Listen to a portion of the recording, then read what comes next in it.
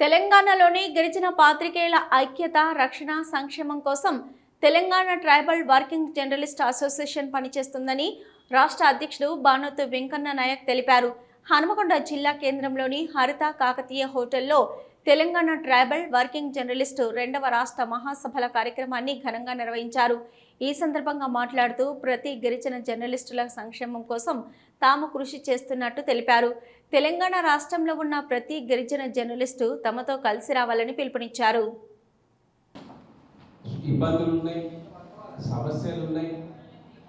మనదాళ్ళ మనకి తెలంగాణ రాష్ట్రం విడిపోయిన తర్వాత ఇక్కడ 32 తెగలే ఉన్నాయి, 33 కాదు. దయచేసి దాన్ని సరి చేసుకోండి.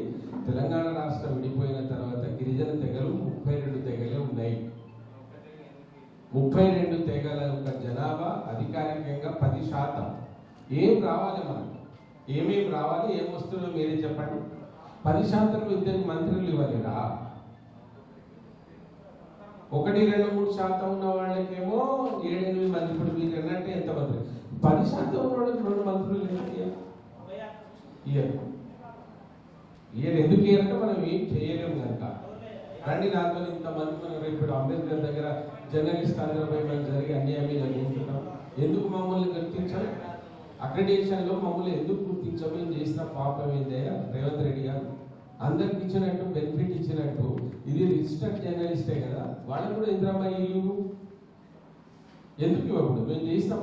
మాకు మన రిజర్వేషన్ ఉంది కదా, మాకు రిజర్వేషన్ ఉంది. జర్నలిజం చేస్తున్నాం కనుక అది ప్లస్ పాయింట్ అవుతుంది మాకు.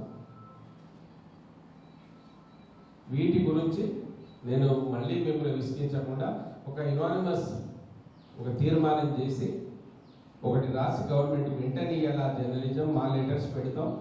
మేము ఎవరెవరు పాల్గొన్న మీద మా రికమెండ్ మేము చేస్తాం.